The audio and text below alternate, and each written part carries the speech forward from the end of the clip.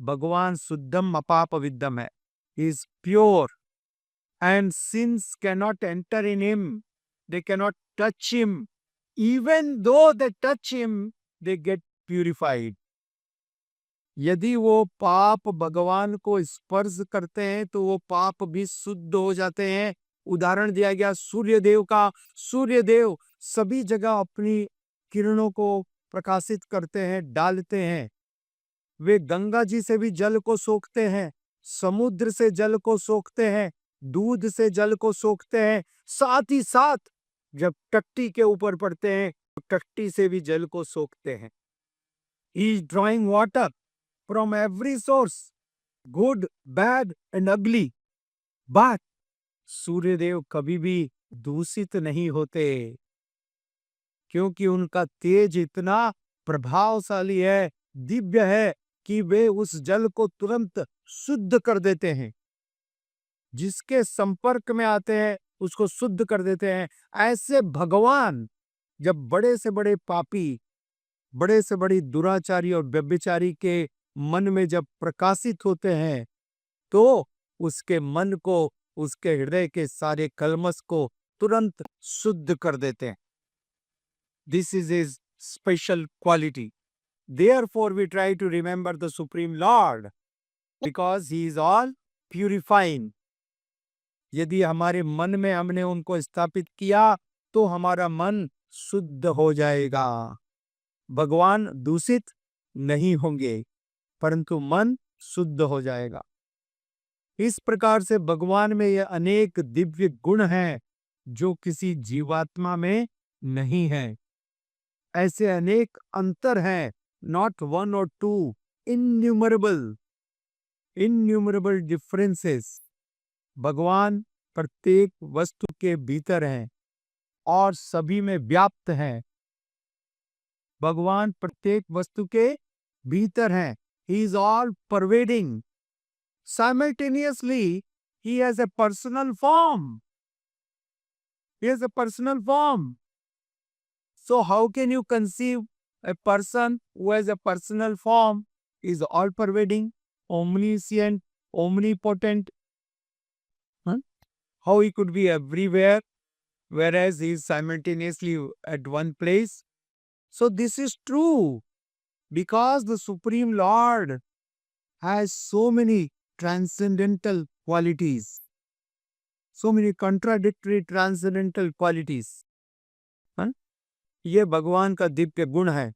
तो हम सोच सकते हैं कि ऐसा तो इस भौतिक संसार में संभव नहीं है, परंतु ये हमारे लिए संभव नहीं है। भगवान के लिए सब कुछ संभव है। भगवान को अपने जैसा समझने का भूल ना करें। ठीक है? He has inconceivable potencies. Inconceivable, which means we cannot even conceive, we cannot even think of. इसलिए साथ ही साथ वे पृथक रहते हैं और किसी से प्रभावित नहीं होते। वे अनंत हैं। जीवात्मा अनंत गुना छोटा है, infinitely small, और भगवान अनंत गुना बड़े हैं। तो इन दोनों में क्या तुलना की जा सकती है?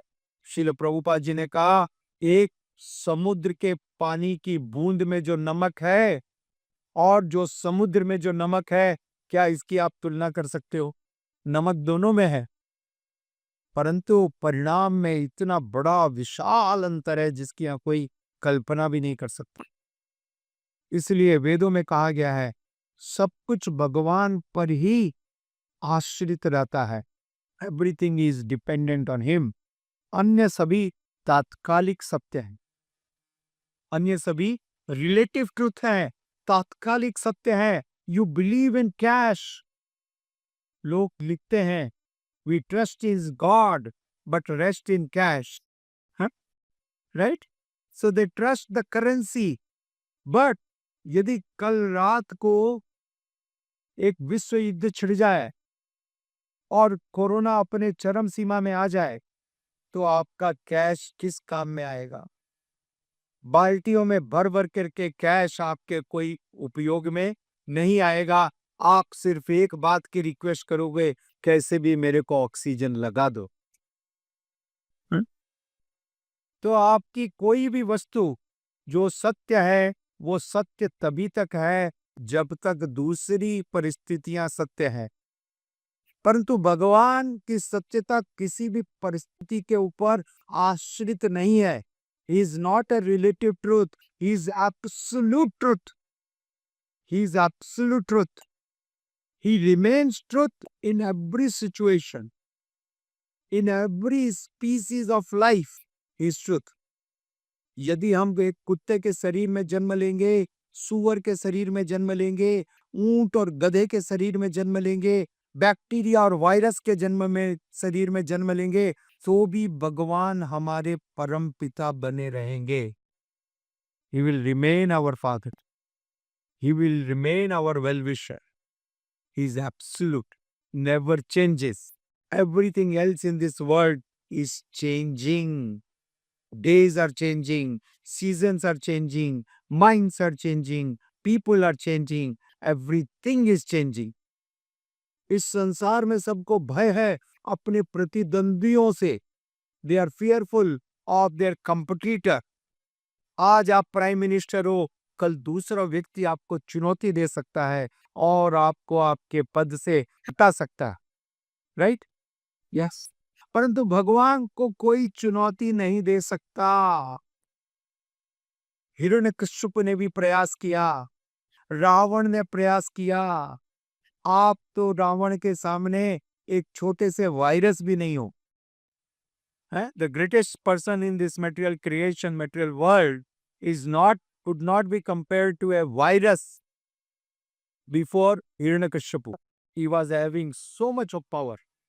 But वो हिरण्यकशिपु दालिता हिरण्यकशिपु तनु भृंगाम, वो हिरण्याक्ष जो इतना विशालकाय था, जिसने पृथ्वी को गर्भोदक सागर में डुबो दिया। Can you imagine how powerful he was? He could push the planet Earth in the deep Patal.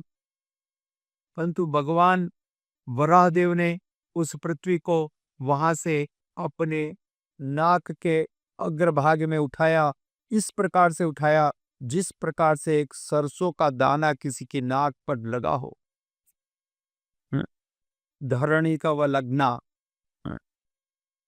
So this is his greatness. He remains absolute. He is not relative. वे परम है और सभी के स्तोत्र हैं। He is the source of everything.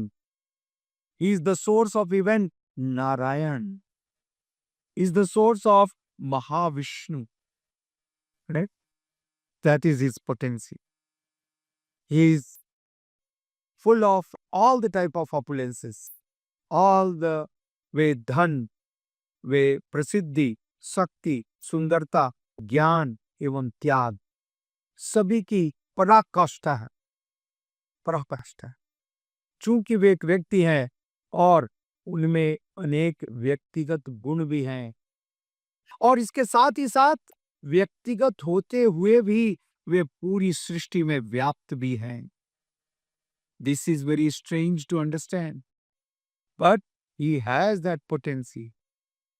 इसलिए इन गुणों के कारण बड़ा से बड़ा मुक्त व्यक्ति भी, जिसको संसार की कोई वस्तु आकर्षित नहीं कर सकती, जिसको इस संसार का धन आकर्षित नहीं कर सकता, सुंदर से सुंदर स्त्रियां जिसको आकर्षित नहीं कर सकती, जिसको परिवार का कोई मोह नहीं है, जिसको समाज में प्रतिष्ठा की कोई लालसा नहीं है, कामना नहीं है, ऐसे मुक्त आत्मा श्री सूत गोस्वामी जी कहते हैं श्रीमद् भागवतम के पहले स्कंद के 7वें अध्याय के 10वें श्लोक में, आत्मा रामश्च मुनयो निर्ग्रंथा अप्युक्रमे कुर्वन्ते अहेतुकी भक्ति इत्थम भूत गुणो हरि।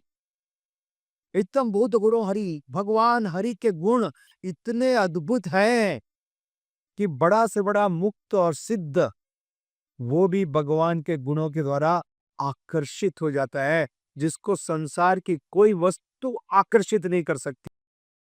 वे मुक्त हैं, सारे बंधनों से मुक्त हैं, परंतु भगवान के दिव्य गुण इतने विशेष हैं कि उनको भी आकर्षित कर लेते हैं। जिस प्रकार से एक विशाल चुंबक छोटे और बड़े सभी लोहे के टुकड़ों को आकर्षित करता है। उनके दिव्य गुण इतने आकर्षक है कि मुक्त आत्मा भी आकर्षित हो जाते हैं। सभी व्यक्तिगत गुणों के साथ वे सर्वत्र व्याप्त रहते हैं। सब कुछ उनकी सर्वव्यापी शक्ति द्वारा संचालित होता है।